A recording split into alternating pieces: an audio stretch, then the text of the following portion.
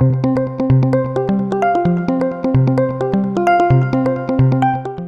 everyone, I'm Dongwoo, I'm business partner of Rafael Luna, who just presented, and bringing Washington University in China, actually in St. Louis, students. But you, when you see my students, you know what I'm saying. Anyways, I'm happy to join to this event, and thank you very much, John and Professor Pei, for hosting us.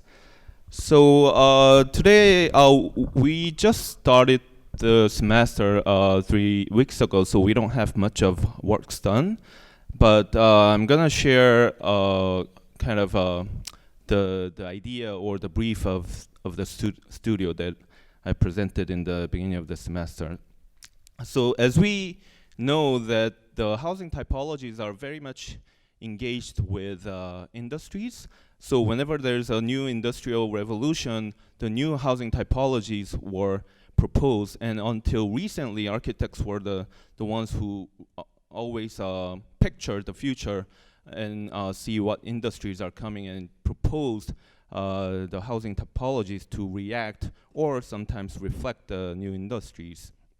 And as actually John also mentioned about the new industrial revolutions, and a lot of people agrees that the fourth industrial revolution is coming. We don't know what that is now yet.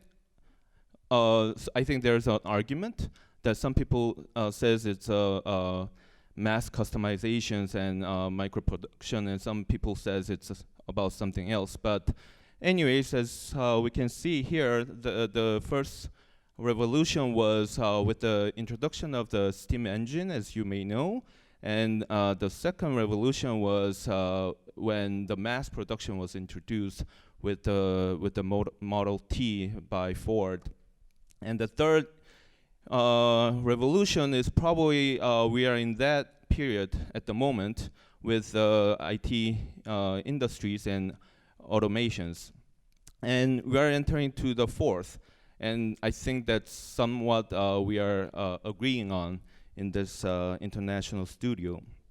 And as I said, one of the picture that people think is the mass customization is bringing us a new type of industrial revolutions. So it's somewhat different from the previous era when everything was mass produced. So now we are probably producing things in more micro scale, yet touching the more mass customized products. So people like Chris Anderson, he argues that the maker revolution is coming because basically two important revolutions have happened. One is the technology that at the moment or in the future, in the near future, we don't really need a huge factory to produce something. There's so many new technologies that you can make things. And secondly, basically how to sell it. Before, you basically had to have a store that have maybe better storefront or better location, whatever. But now you have all those internet platforms that you can just put your stuff online, and then people buy. People from the other side of the world buy it, and then you can just ship it. So basically, those two major kind of anchors are the kind of key players that makes the makers revolution possible. So, and we know, I think this is already all these 3D printing, all these things have become fatigue in the conversations of architecture, but at the same time, we haven't actually talked about how these new technologies or new ways of making things will change our lifestyle as well as housing typologies. So for example, that you don't really need a specific space or specific size of the space or specific location of the space to make something. It can be just the back of your house or the corner of your room or something. So there's so much kind of boundaries that are being broken already. So that's something that we are trying to tackle. And when you see the difference between the period when the mass production was and also the mass customization happened, this is kind of a simple diagram that shows that in the mass production era, it was only one-way direction. So basically, things were made from the factory and then brought into the customers. And in these days, customers started to give feedbacks, and then the makers had to reflect on that. And if we admit that that the making spaces are not limited to certain factories, right? We can extend the conversation even more. So what about you have a neighborhood or group of people who make something that you need, and what will be the relationship between the people in that group, right? So it's not just about you buying a product of a producer that you don't know, but you're buying a product from a person that you live together, right? So that's something that we can also imagine in near future, I hope. And but if we think about these type of relationship or blurred relationship between producers and consumers, we can. These are not really a new, totally new idea, I believe. And as some of you may know, that I've been researching on socialist cities for a while now, and in socialist city, you see these the idea of having production facilities with the housing, so that people in your neighborhood make something for the neighborhood. So that's called as a micro district. So basically, the micro district idea is not much different from what we know of Paris neighborhood units concept. So when you have a housing, you have all these amenities together. So you have schools, you have daycare, you have stores, kindergartens and schools, and all sorts of things.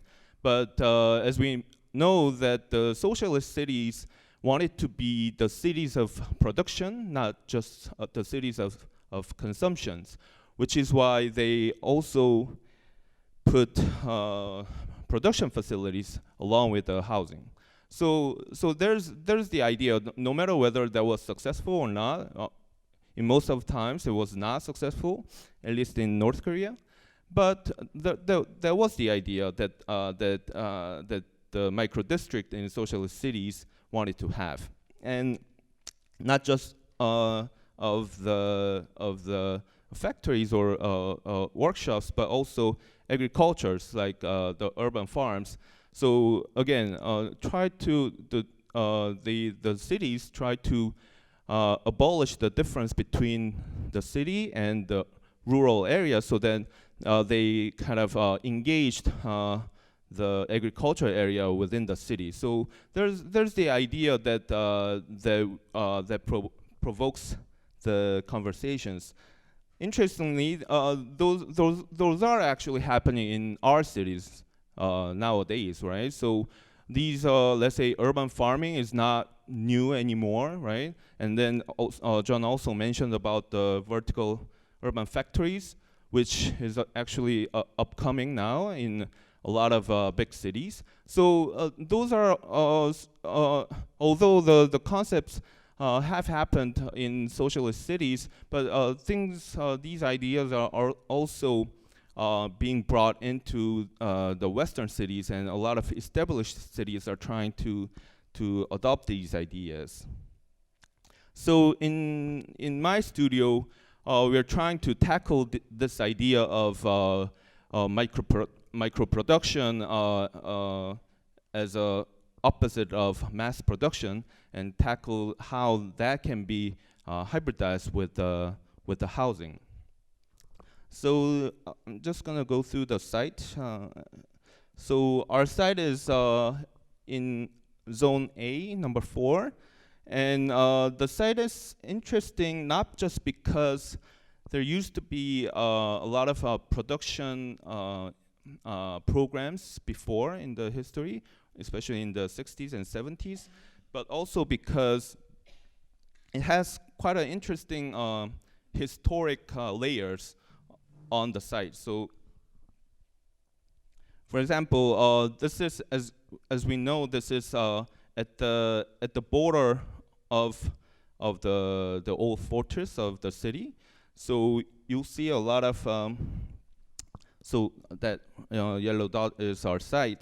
And what I learned is that that's the site used to be the second home area of the upper class people who live in the city in Joseon Dynasty. So in Joseon Dynasty period, they used to have the second home in right outside of the fortress on our site. And during the colonial period, that's when the, let's say, low-income people started to move in and then fill out a lot of properties on that area. So basically, as I'm trying to say, that the area has all the collections of the stories that the Seoul has in ever since it was first founded in 14th century. So these are just the quick, let's say, layers of the Seoul that has in general. And then I believe these layers are somewhat embedded to our site. So that's one of the reasons why I'm interested in looking into this site. And so, for example, this is the area photo from the 1970s when the Cheonggyecheon was all covered and all those the Pyeonghwa-Sijang and all those linear markets are developed. And when you see the photo, you see some of let's say Doshyeong Hanok, the urban traditional Korean traditional housing types are still there, but the one that I'm interested in is that typology. That's the name of the apartment is Dongdaemun apartment, which was built in 1965, I believe. The nickname of the apartment was the celebrity apartment because it was considered as a luxury housing. So when you see that, you can see in the 60s that there's a kind of effort that people try to make some modernized housing and convert those outdated single-story buildings into multiple-story apartments. But the thing is, probably Mark will mention this more deeply, but the thing is that from the 60s, as we know, a lot of Koreans will know, that a lot of capitals or urban developments were focused on Gangnam area, which is the southern part of Seoul.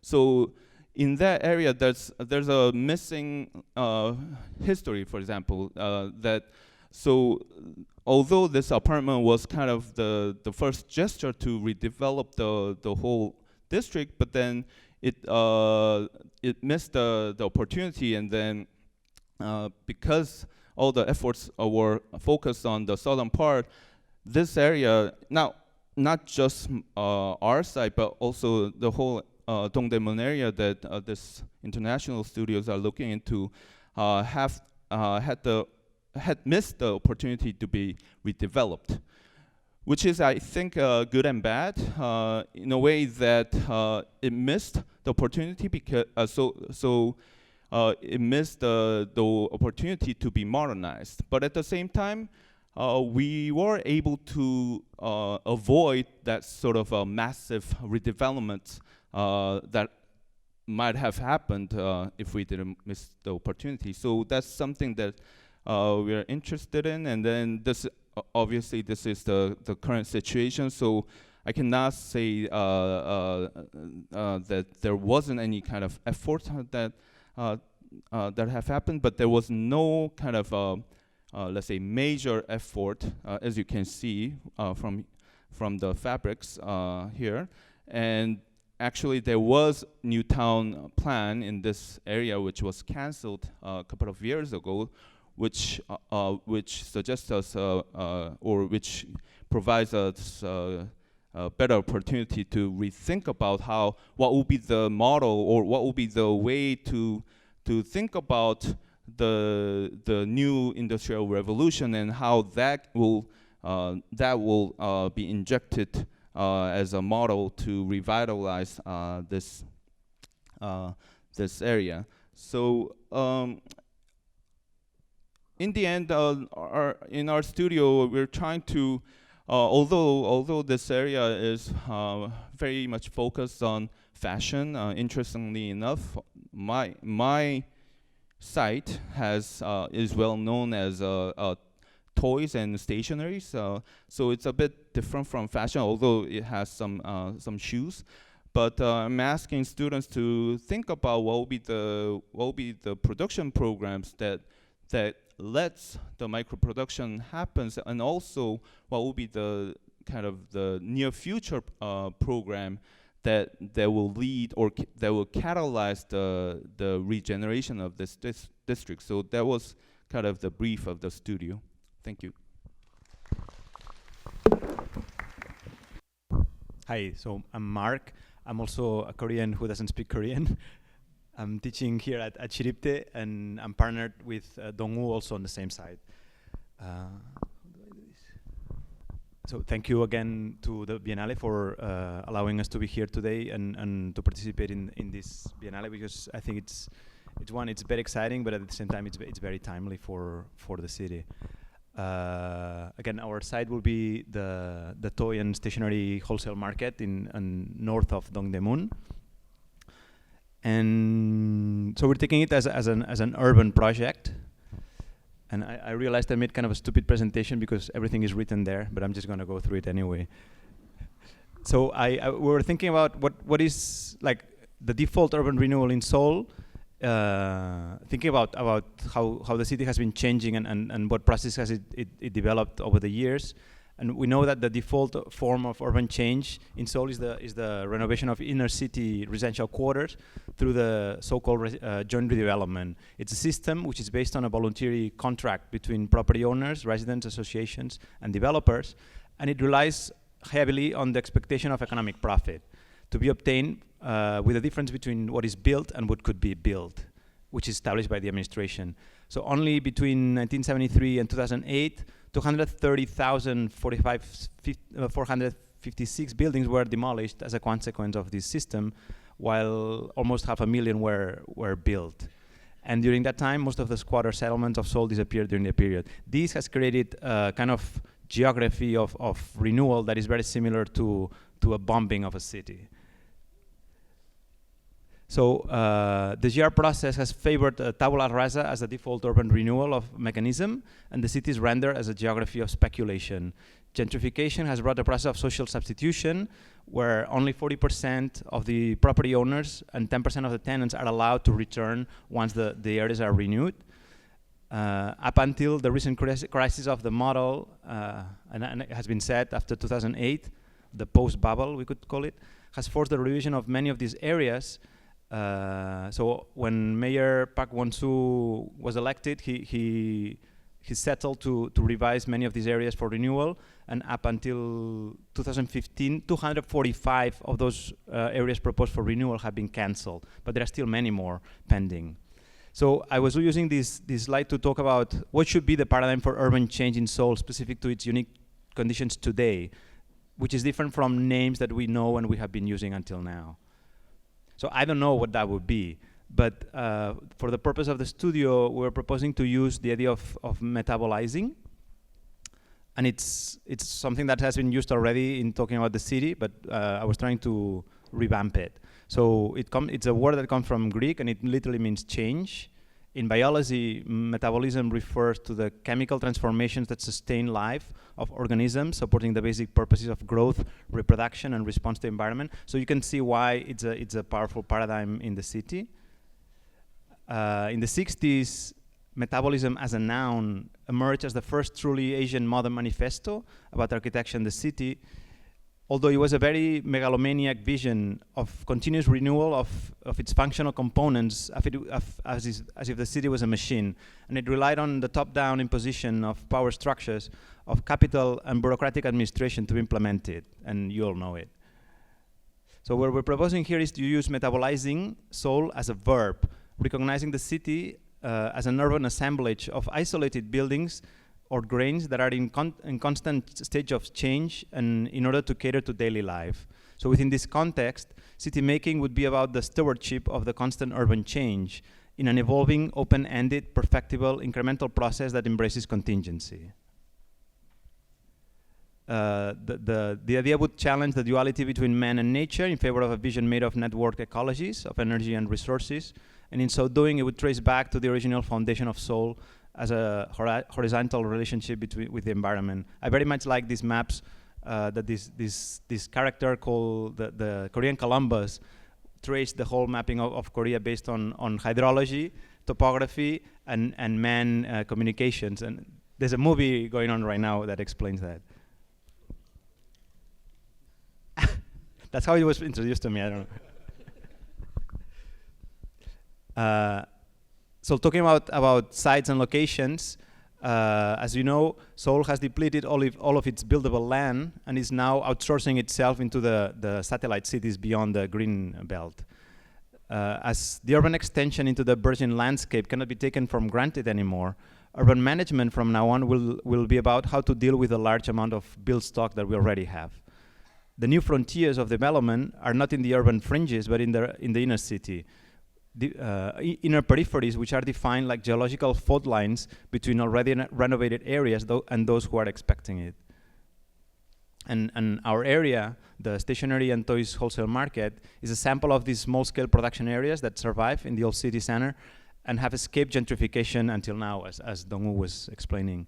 This missed modernization allowed the survival of a palimpsest of traces from different times, the layering of parcels, drainage patterns, urban fabrics, building types, delivery routes, uses and social networks, which are today under threat due to the pressure of urban renewal exerted from the nearby outposts of the DDP, the Changhaecheon, and the expanding tourist and shopping areas nearby. This is Dongdaemun Mansion, which is also another image of the future which never came here because it skipped all the way to Gangnam. So this idea of a delayed modernization is still present in the area as an expectation, and the area remains as an in-between zone. It's like a limbo, both like at different scales, such as administratively, it has always been between the walled city and the outside. Topographically, it lies on the plain between the Changhaecheon stream and the Changxingdong Hills. In terms of the transportation infrastructure, the meeting of two different subway lines in the 60s originated the existence of the market. But also in terms of uses, it is caught between the global shopping district of Dongdaemun and the Changxingdong neighborhood up in the hills, where many of the production sold in DDP takes place. So I'm also using the idea of residual city from Sola Morales, and it was fun to share it with you. The stationery and toys wholesale market constitutes a thick urban ecology layered with these traces from different times. The overlapping of these diverse, sometimes contradicting logics generates spatial leftovers or residues caused by conflicting zoning laws, planning regulations, infrastructural rights of way, obsolete uses, etc. These wasted spaces are left out from the productive structures and processes of urban development, internal to the city, but external to its everyday use. And that's directly from Sola Morales' text. So paying attention to these leftovers is also a way to understand the city and the society that produces them, as the condition of leftover is nothing more than a social construction. Modern architecture has been an instrument of colonization and productive efficiency through rationalization, organization, and the imposition of form in order to transform the useless into productive and the void into the build. Our studio will focus on the residual city as a paradigm for urban change in the historical quarters of Seoul, How can we approach urban change without falling into the modernist trap of architecture as an aggressive instrument of abstract reason, power, and market economy? How can we activate those expectant parts of the city so they are capable of metabolizing and providing new meaning to the areas that surround them without losing their residual status? And I think I very much like these collages that were produced for the Korean Pavilion in Venice nowadays, because I do believe that these red spots are also part of this residual city, and as you can see, they're everywhere. Also a reference to the new industrial production. We talked about it, and it's out there. What I'm interested in is how these industrial revolutions have impacted the built environment. So if we can say that this fourth industrial revolution in manufacturing technology is characterized by the emergence of cyber physical systems, the Internet of Things, and cloud computing, the combined effects of these technologies are the strong customization of products under the conditions of highly flexibilized production. But despite these radical changes brought to the manufacturing technologies, we don't seem to be able to find viable alternatives to the urban models based on the Tayloristic principles that John described before. What we aim to do is to investigate new urban paradigms that are based on mass customization, flexibilized production, decentralization of decisions, real-time feedback loops, cross-organization, horizontality, do-it-yourself, and transparency of information. What kinds of urban spaces do they favor, and how would we live in them? Oops. Yeah, I'm almost about to that. So, also with this idea of the live work networks that we're sharing with Dongwoo, Seoul is a metropolis of 24 million people, but at the same time is made up of highly localized neighborhoods or global villages. We aim to explore new forms of community in consolidated urban context, focusing on spaces for communal life that go beyond the simplistic modernistic division of work, leisure, and habitation that John was talking about. So what would be the special opportunities afforded by this shifting social landscape, and how to balance the needs of these highly localized settlements with the pressures of tourism and consumerism as global forces that cannot be avoided. So as we value the productive economies that characterize and still thrive in many areas in the old city, and we will support the maintenance of this urban production through the transformation of the toy and stationery market into a live work network. But we will propose a renewed relationship between the city and production, not as a passive noun where the city is either a product or a tool for economic activity, but the urban as an active producer of knowledge, energy, and social interactions, and at the same time is continuously produced by its citizens. And we also like the idea of productive economies as an alternative to the prevalent speculative economies. So as a summary for the study of the approach of the studio, instead of an either-or proposition, we propose a dialectic of opposites, where tourism and shopping can be integrated with identity and community, the global and the local, bureaucratic and market power, which you need with the idea of commons at the same time, top-down and bottom-up, and artifice and natural processes. And the challenges that we're facing mainly are how can we devise new forms of urban renewal, alternative to the generic tabula rasa approach still so prevalent in the city? Is it possible to combine the necessary upgrading of urban infrastructure with the strategic preservation of urban fabrics and social networks? Can the introduction of new forms of production and new ways of living recycle local sense of community and identity, while at the same time support global forces of tourism and commerce? And can a horizontal relationship with the natural elements be re-established instead of a prevalent anthropocentric model? Sorry for the speed. I was trying to fit the 10 minutes.